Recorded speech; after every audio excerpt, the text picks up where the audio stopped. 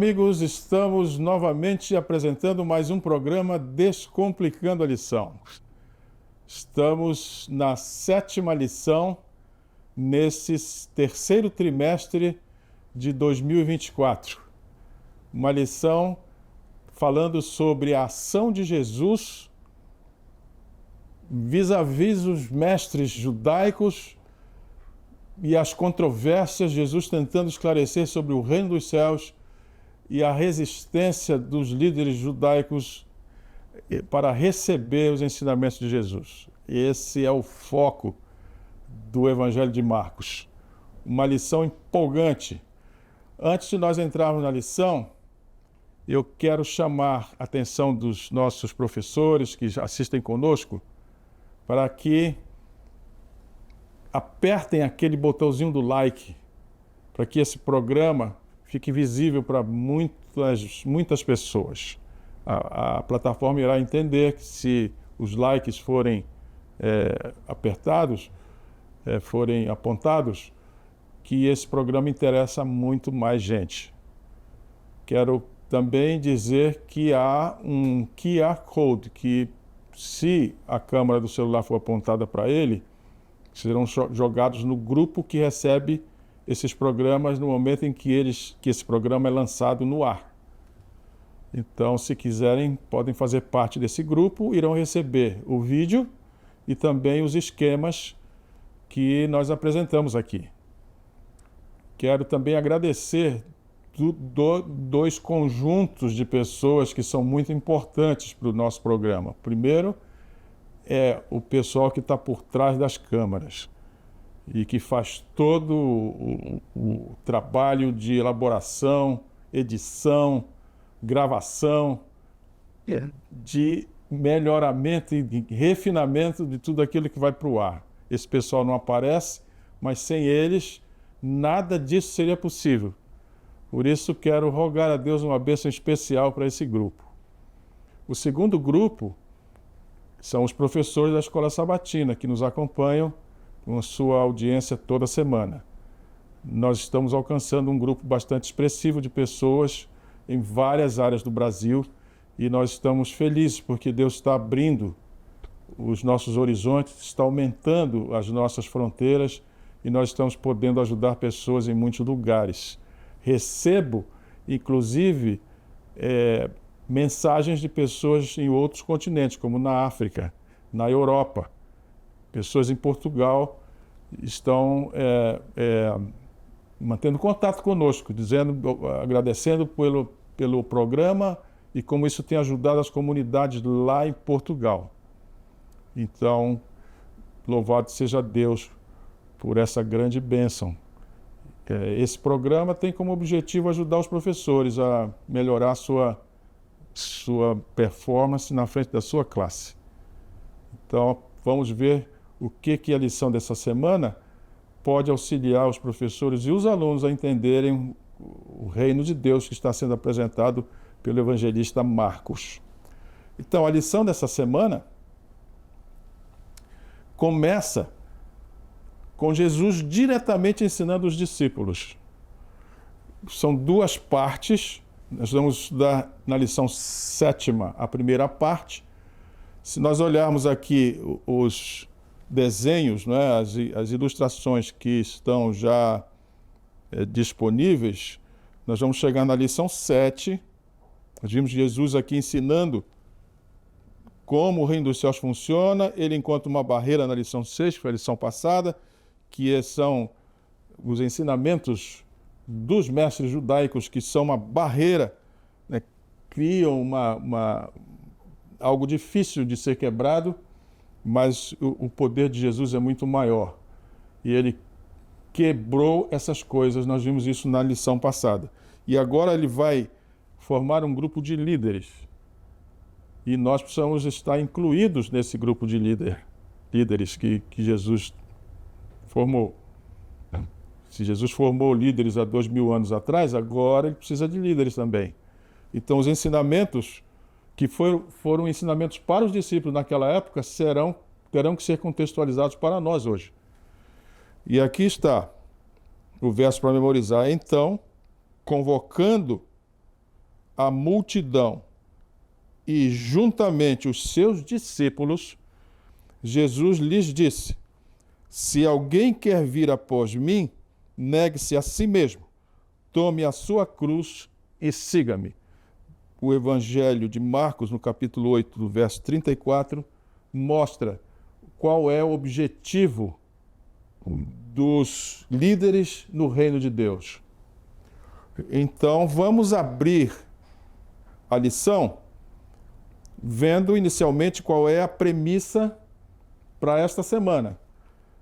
É uma premissa que está na lavra, né, nas palavras do próprio autor da lição, que é o pastor Thomas Schiffer. Ele diz o seguinte: a primeira metade de Marcos concentra a atenção em quem Jesus é. Então, olha aqui. Ao lerem o Evangelho de Marcos, a lógica é isso, né? Dos primeiros capítulos, na primeira metade do livro, Marcos concentra a atenção na identificação de Jesus. Aí, seus poderosos ensinamentos e milagres apontam para a mesma verdade. Ele é o Messias. Essa era a preocupação de Marcos na primeira metade. Nesse ponto crucial da narrativa, que agora vamos entrar na segunda metade, Jesus pergunta aos discípulos quem eles acreditam que ele, Jesus, seja. Pedro dá uma resposta clara a essa pergunta e Jesus começa imediatamente a explicar para onde estão indo os seus passos como Messias. E por que era importante isso? Estava indo em direção à cruz. E por que era importante que os discípulos entendessem esse caminho de Jesus? E na segunda parte do livro, é o confronto entre...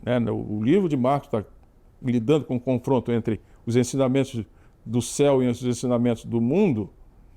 Agora Jesus está dizendo o que o Messias veio demonstrar exatamente. O caminho dele era o caminho da abnegação, o caminho da cruz.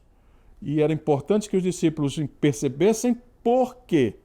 A ideia que os líderes judaicos tinham sobre o Messias, e isso foi passado para o povo, é que o Messias seria um rei temporal, que iria tomar de assalto o Império Romano, iria subjugar os romanos e o povo de Israel seria o cabeça militar e político do mundo. Então era um reino temporal. E Jesus não veio para fazer nada disso. Então era necessário que os discípulos entendessem a missão de Jesus. E é isso que nessa semana nós vamos nos desdobrar. Vamos nos debruçar, melhor dizendo, não desdobrar, debruçar. Então, como é que nós vamos encarar o Messias? Ele veio para restituir o reino de Deus. O reino de Deus não é temporal. Não é um reino temporal, é um reino de ideias. Então, as prioridades da missão de Jesus e a glória do reino de Deus. Ele veio nessa lição, Marcos vai mostrar a diferença entre o reino desse mundo e o reino de Deus. Então, o auxiliar de professores, mais uma vez, calcando nessa tecla da consulta pelos professores do auxiliar, uma leitura importante. E primeiro assunto, que é a prioridade da missão de Jesus, ou as prioridades da missão de Jesus. Podemos colocar isso no plural. Jesus interage com as pessoas e age como Deus, implantando o reino dos céus.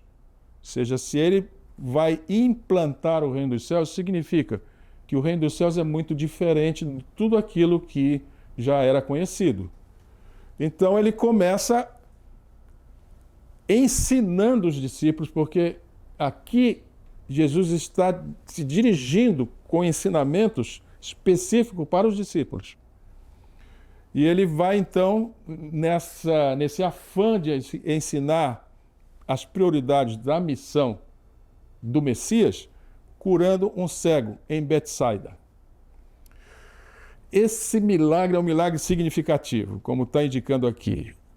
Porque com esse milagre Jesus indica que os olhos serão abertos, que a visão espiritual necessária para o povo de Deus será restaurada. Nós já vimos ali anteriormente as controvérsias entre Jesus e os líderes judaicos. Nós já vimos que o saber humano fechava os olhos espirituais.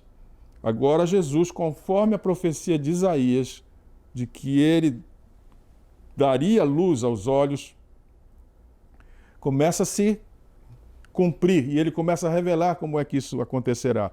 E esse milagre é um milagre didático. Nesse dia, o que acontece? Ele cura o cego Bartimeu, que está em Marcos 10. Essa mesma cura é narrada por João no capítulo 9, né? João narra que Jesus cura um cego de nascença. E Jesus faz aqui um milagre em duas ações. Prestem atenção na didática de Jesus. Ele quis combater a cegueira da liderança judaica e a cegueira do povo judeu. E quis mostrar muito metodologicamente falando que a cegueira ela precisa de um tempo para ser combatida e para ser curada. E não, nas ações que ele faz com o cego, fica claro isso. Então Jesus toma o cego pela mão, que isso significa compaixão pela deficiência, que é o caso de todos nós temos deficiência visual para as coisas espirituais. É preciso que Jesus nos tome pela mão. E não é isso que está prometido? Isaías capítulo 40, eu vou tomar você pela sua mão. Eu vou tomar você com a minha mão direita, que é a mão da força. Então, ele toma o cego pela mão e toca o cego 2 vezes. Aqui tem uma interrogação, porque aqui vem uma pergunta, não é? Por que ele fez isso? E aqui está toda a questão didática de Jesus, nesse milagre. Ele primeiro, o milagre em forma de parábola, veja bem, por que em forma de parábola? Ilustra que às vezes leva tempo para desenvolver a percepção espiritual. Os irmãos estão lembrados do que Jesus fez com esse cego, não é? Ele toca na vista do cego, ele faz pega um pouco de lodo, mistura com a saliva dele. Essa química nós não sabemos o que ela significa. Mas esse movimento dele é fácil de nós entendermos.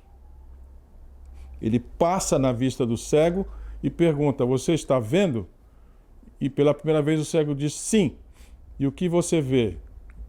Eu vejo homens.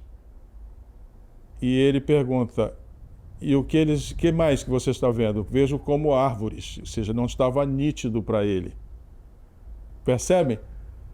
Jesus de novo pede para ele, e agora, o que você está vendo? Ele diz, agora eu vejo direito. O que é a parábola que ele está tentando contar. Vejam, ele percebe os homens como árvores. Isso é uma coisa importante. Eu não tenho tempo aqui para nós falarmos mais sobre por que isso. Mas nós somos comparados na Bíblia como árvores. Lembra o Salmo número 1? Que o homem justo é como a árvore junto ao ribeiro? E depois o cego tem a acuidade visual restaurada. Ele começa a ver a realidade tal qual ela é. E esse milagre leva a isso, não é? A restauração da visão é uma metáfora do crescimento no discipulado. Ou seja, na medida em que alguém que está sendo treinado para o reino de Deus começa a perceber as coisas, a visão ainda é embaçada. Mas no decorrer do tempo, a visão começa a ficar clara. Então, esse milagre é um milagre instrutivo nesse sentido. Então, o que Jesus queria mostrar para os discípulos? Que os discípulos também tinham a visão embaçada. Então ele vira para os discípulos e começa a dizer algumas coisas que estão aqui embaixo. Os discípulos não tinham visão espiritual. E como é que Jesus detecta ou faz com que eles compreendam que eles não têm visão espiritual? Jesus, o mestre, começa a sua aula sobre sua missão, efetuando uma pergunta para clarear a visão dos discípulos. Ou seja, todo professor faz uma pergunta e a pergunta sempre tem o objetivo de clarear a mente dos alunos. E o professor nunca responde. E aqui Jesus fez a mesma coisa. Jesus pergunta sobre a identidade dele. Quem vocês acham que eu sou? Porque o povo estava dizendo que ele era o Messias e ele vira para os discípulos: de vocês acham o que sobre isso? Porque a visão dos discípulos era que Jesus, o Messias, melhor dizendo, era um guerreiro, era um rei temporal. E Pedro, olha o que o autor da lição coloca aqui: Pedro foi a primeira pessoa não possuída por demônios que reconhece a Jesus como Messias. Por quê? Lembrem das lições anteriores que Jesus, lá em Cafarnaum, entra na sinagoga e um endemoniado aparece e diz: sabemos quem você é, nós sabemos quem você é o santo de Deus. Depois ele atravessa num barco e vai para o outro lado, lá para Gadara. Eu até mostrei no mapa o trajeto. E lá em Gadara ele também se encontra com um endemoniado. Aqui em Cafarnaum era no ambiente judaico. Lá em Gadara era no ambiente gentílico. E em ambos os lugares o demônio declara quem é Jesus. Agora, Pedro é a primeira pessoa que não é uma pessoa endemoniada que reconhece Jesus como Messias. Lembrem que nem os líderes judaicos e nem o povo reconhecia Jesus como Messias, embora soubesse que ele era um grande mestre. Então, Pedro foi essa primeira pessoa que reconhece, e após o reconhecimento, Jesus começa a explicar para onde ele estava indo, que era a cruz. E por que Jesus faz isso? Porque os discípulos esperavam um Jesus guerreiro, um Jesus militar, um Jesus rei temporal. Eles começam a explicar que não, ele ia para a cruz. E por que é importante nós entendermos isso, meus caros? Professores, a cruz de Cristo é o momento mais alto, mais esclarecedor, de maior ensinamento, de maior poder didático sobre o reino de Deus, é a cruz. E esse caminho de Jesus para a cruz foi a demonstração escolhida pelo céu para que nós compreendêssemos o que é o reino dos céus. Depois que Jesus explica isto, ele começa a explicar o papel de cada discípulo no reino dele. Vejam o que o autor arremata aqui. Jesus pede que os discípulos não revelem a identidade messiânica. E por quê? Porque havia uma crença dos judeus de que o Messias teria conotações políticas, e se os discípulos revelassem isto, poderia prejudicar o trabalho de Jesus naquele momento. Podia o Império Romano criar problemas. Então, reconhecido que Jesus era o Messias, ele começa a ensinar que era necessário que o Filho do Homem sofresse muitas coisas. Quais coisas? Fosse rejeitado pelos anciãos. Quem são os anciãos aqui? São os mais antigos do povo, em cuja tradição era mantida e que ensinava as novas gerações, os anciãos. Também pelos principais sacerdotes e pelos escribas.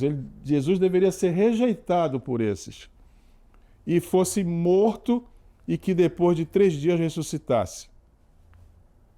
Professores, ainda estou aqui com vocês, mais de perto. Esta informação de Jesus sobre qual era o messianato dele e que caminho ele tomaria, o caminho da cruz, foi uma informação chocante. Porque os discípulos não esperavam que Jesus fosse morrer. Então, essa notícia chocante faz com que Pedro tenha uma reação. Pedro chama Jesus e repreende Jesus. Diz, não, isso não pode acontecer. Como? Você não pode morrer. E nesse momento Pedro diz, eu lutarei. Eu vou puxar minha espada e vou lutar. E o que Jesus faz em relação a essa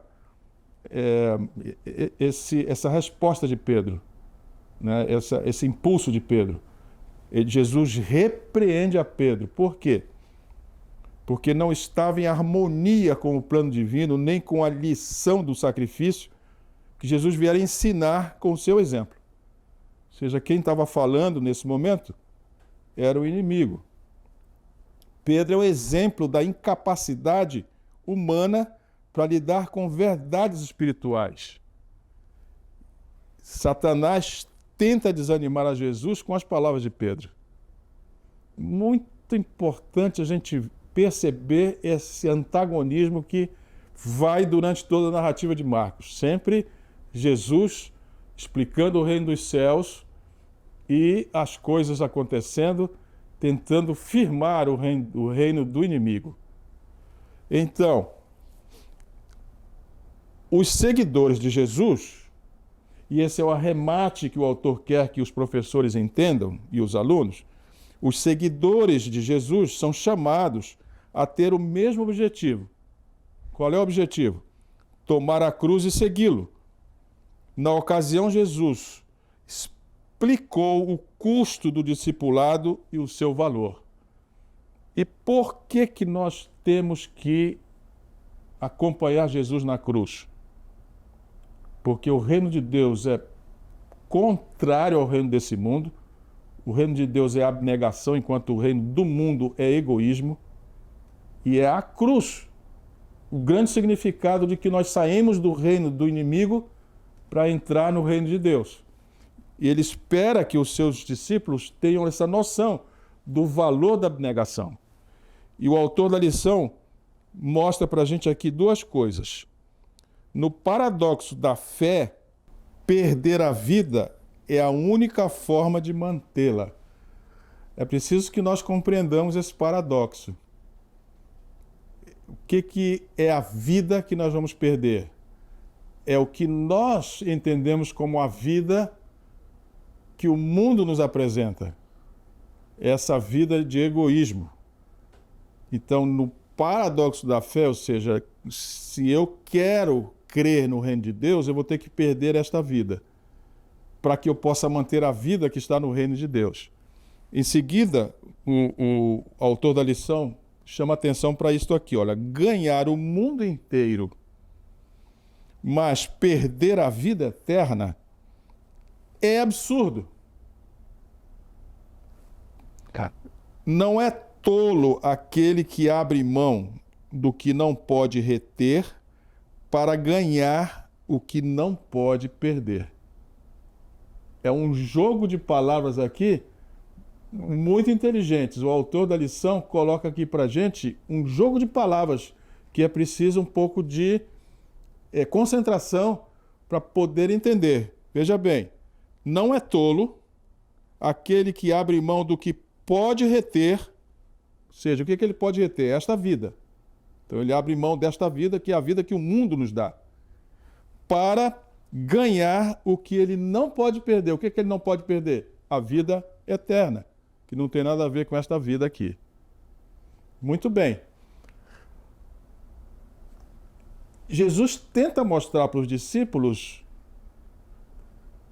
uma parte substancial do que é o reino dele, do que é o alvo de quem quer estar nesse reino.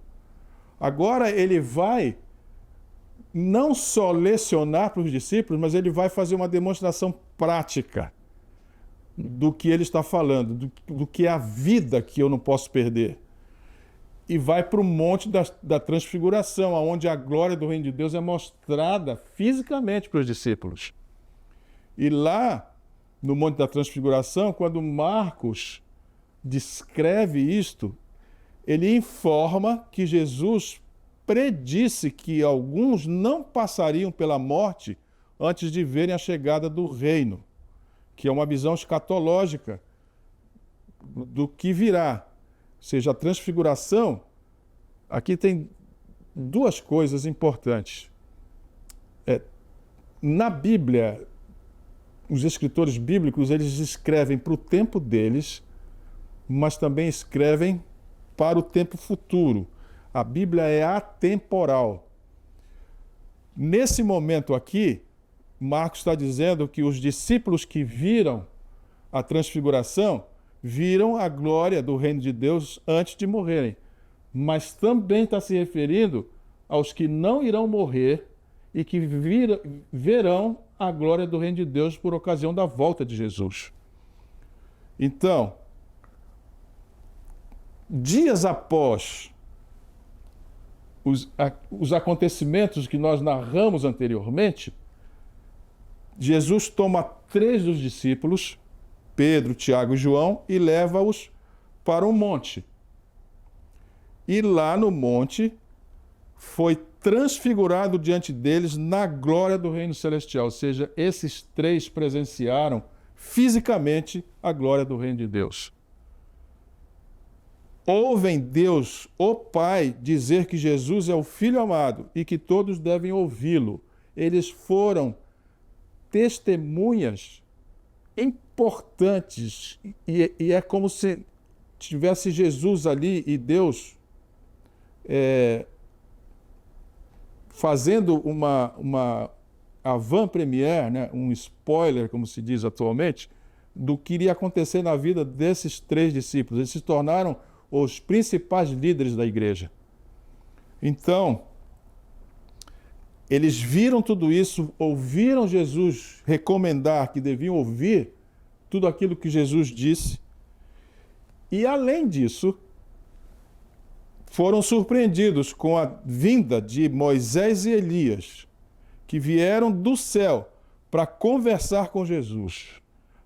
Professores, pergunte para os seus alunos se eles sabem a razão por que esses 2 personagens vieram conversar com Jesus. E discuta com eles que no reino dos céus ninguém vive para si. Esses 2 estavam salvos, como a gente diz aqui numa linguagem mais coloquial, no bem bom do céu, não é isso? E Jesus aqui. Olhem o display ou o comportamento de uma pessoa no reino dos céus. Esses 2 vieram para conversar com Jesus. E o que eles conversaram? Conversaram sobre a vitória, sobre o que estava na frente e animaram Jesus. Eles também representaram o reino total de Deus. O reino estava ali representado em sua totalidade. Como assim? Moisés e Elias representaram os 2 grupos de seres humanos que vão estar aqui quando Jesus voltar. Os mortos, ressuscitados, e os que não irão passar pela morte. Esse é o reino de Deus na sua totalidade. A cena que foi mostrada na transfiguração, ela tinha um objetivo. Era mostrar para aqueles discípulos que eles não deveriam perder a esperança. Por quê? Porque Jesus ressuscitaria. Assim como Moisés havia ressuscitado. Ele iria voltar para o céu e de novo regressaria. E eles deveriam ter essa esperança muito alta diante dos seus olhos. Muito bem. Enquanto a transfiguração ocorria, lembrem que foram 3 os discípulos que subiram. Pedro, Tiago e João. Eram 12, não é? Então 9 deles ficaram embaixo do monte, não subiram com Jesus. E o que acontecia lá? Olha o que o autor da lição coloca aqui para estimular a sua curiosidade. Enquanto no monte estava a glória, porque aconteceu lá a demonstração física da glória do reino de Deus, na multidão que estava embaixo, estava a treva. Como assim? Aí vem a explicação aqui de Marcos. Os 9 discípulos que ficaram não conseguiram exorcizar o menino. Os irmãos estão lembrados disso, não é? Vejam que as crianças também podem estar sob o domínio de Satanás. E os discípulos não conseguiram exorcizar. E quando eles encontraram Jesus, eles perguntaram: por que nós não conseguimos? Lembra, professores, que Jesus responde: essa casta só é enfrentada com jejum e oração? Nós não estamos novamente com tempo para discutir por que Jesus disse isso. Mas isso dá aqui mais um programa inteiro. Mas os discípulos estavam ainda sem entender a glória do reino de Deus.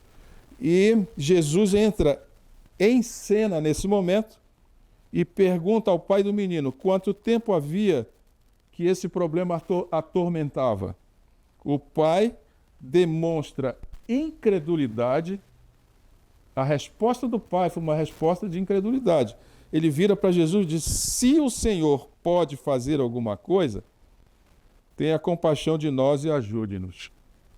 Jesus viu essa incredulidade e o próprio pai percebeu que ele estava de uma forma bastante negativa reagindo com Jesus. Ele mesmo pede para Jesus: Senhor, nos ajuda na nossa incredulidade. E Jesus faz o quê? Jesus tem compaixão, cura o menino e demonstra que ele veio para atender todos os que o buscam. Mesmo uma pessoa incrédula que busque a Deus, Jesus vai atendê-la. O autor coloca o texto de João 6,37: o que vem a mim, de modo nenhum o lançarei fora. Mesmo o incrédulo. Professores, isso é um alento muito grande para nós, não é verdade? Porque nós somos incrédulos. Muitas coisas, basta apertar um pouquinho do nosso conforto que a gente entra em incredulidade. O que é a incredulidade? É a incerteza de que Deus está mesmo perto. A gente tem a sensação de que Ele não está respondendo às orações e duvida. Essa dúvida é a nossa incredulidade. Assim como o pai dessa criança disse: Senhor, nos ajuda na nossa incredulidade, nós precisamos orar todos os dias, pedindo para Deus nos fortalecer em relação a esse problema. Então, uma vez que a glória do reino de Deus está demonstrada, vem uma questão aqui: quem é o maior? Eu não sei em que momento que os discípulos ficaram um pouquinho atrás, discutindo essa questão de quem seria o maior no reino. Mas o livro de Marcos deixa transparecer que os discípulos parece que sentiram. Jesus estava chegando ao final do seu ministério e ele estava caminhando em direção a Jerusalém. Lembrem que ele vai entrar em Jerusalém, vai montar num jumento, vai ser aclamado, e os discípulos perceberam que parece que Jesus iria mesmo tomar o poder. Eles ainda não tinham entendido que o reino de Deus é um reino não temporal. E começaram a discutir entre si quem era o maior. Marcos 8 mostra que Jesus estava andando ao norte da Galileia, perto de Cesareia, e em Marcos 9, Jesus estava na Galileia, em Cafarnaum, ou seja, já estava descendo para Jerusalém. Em algum momento, os discípulos ficaram para trás e discutiam quem seria o maior no reino. E ali Jesus perguntou o que os discípulos estavam discutindo. É claro que Jesus sabia, mas ele pergunta. O autor da lição quer que nós reflitamos e apreendamos isso aqui, olha. Mesmo que a maioria das pessoas não admitam, a questão de quem é o maior é algo que todos pensam. Não é verdade, professores? Todos pensam. Querem ver? Se fizerem uma pergunta, quem é o melhor professor aí na sua igreja? Essa é uma questão que alguns vão logo levantar dizendo, oi, sou eu, não é? Então essa é uma questão que está no pensamento da gente, quem é o maior? Mas Jesus mostra que no reino de Deus, essa ideia de quem é o maior vira de cabeça para baixo. E ele diz quem é o maior? O maior precisa se tornar servo. O que não é a compreensão que nós temos da sociedade nossa, não é verdade? Quem é o maior? O maior é o que tem mais servos. E no reino de Deus isso vira de cabeça para baixo. O maior é o servo. E o autor da lição nos mostra o nosso grande calcanhar de Aquiles, ou a nossa pedra de tropeço. Qual é? É um trecho que está no livro Santificação, na página 12.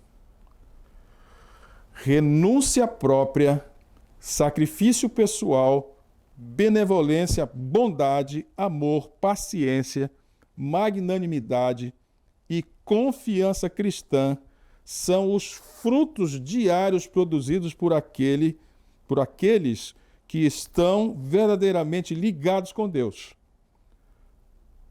Seus atos podem não ser publicados ao mundo, mas eles mesmos estão diariamente lutando contra o mundo e ganhando preciosas vitórias sobre a tentação e o mal.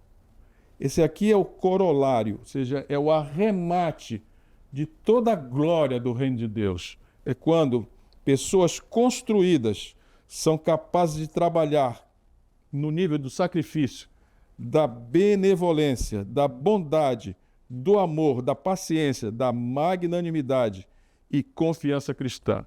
Cada um desses substantivos que estão aqui precisam ser estudados pelos professores e pelos alunos, para nós entendermos que qualidades são essas e como eu posso possuí-las. É uma lição muitíssimo esclarecedora. E a gente pode agora ver como os assuntos da semana, os títulos dos assuntos estão interligados com os assuntos gerais aqui que nós analisamos. De domingo a terça, os assuntos que estão lá, vendo claramente, custo do discipulado, o monte e a multidão, é a prioridade da missão de Jesus. Quarta e quinta, quem é o maior? O homem saudável no inferno? A glória do reino de Deus. Professores, tentem analisar isso com seus alunos na sua classe, como os temas diários, estudados e didaticamente aprendidos, são importantes para a gente entender o tema geral. Podemos, depois de toda essa aula, resumir com esse trecho do livro Ciências do Bom Viver, na página 105. Por tudo que nos confere vantagem sobre outros, venham comigo aqui, professores, por tudo que nos confere vantagem sobre outros, seja educação, refinamento, nobreza de caráter, instrução cristã, seja experiência religiosa, por tudo isso, achamo-nos em dívida para com os menos favorecidos e, tanto quanto seja ou esteja em nosso poder, cumpre-nos servi-los. Se somos fortes, devemos apoiar as mãos dos que são fracos. Isto é o reino de Deus. Então, a lição numa frase: negue-se a si mesmo, tome a sua cruz e siga-me. Por que a cruz?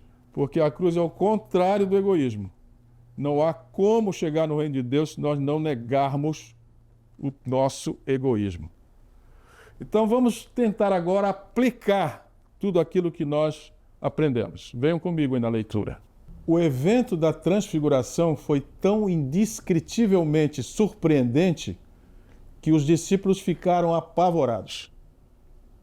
Pare por um momento e pense na segunda vinda de Cristo.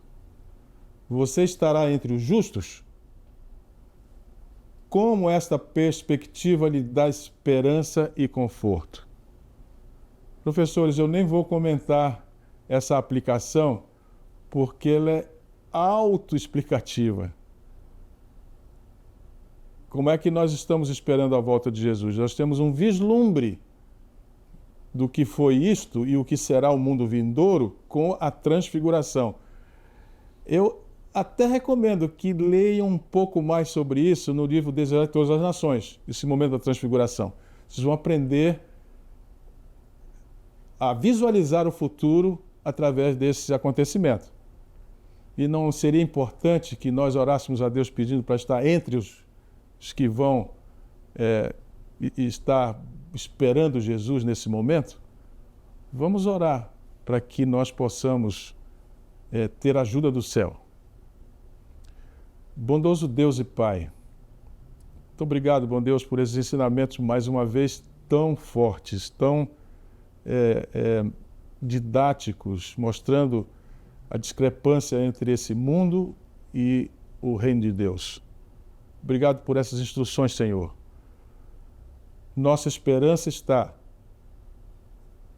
assim como os discípulos viram a transfiguração, que nós vejamos a volta de Jesus e participemos da glória do reino de Deus, tal qual está prometido ali nas Sagradas Escrituras para aqueles que hão de se salvar.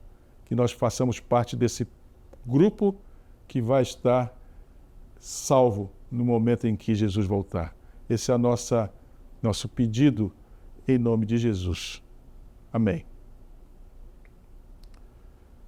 Caros professores, quero convidá-los para o próximo episódio do Descomplicando a Lição. Nós estamos prosseguindo, estamos já na segunda metade do trimestre e contamos com a sua audiência e, mais que isso, contamos que esses programas possam facilitar a seu ministrar diante da sua classe. Lembre do nosso já consagrado bordão, não é? Descomplicar a lição é a sua missão, professor. Até o próximo episódio.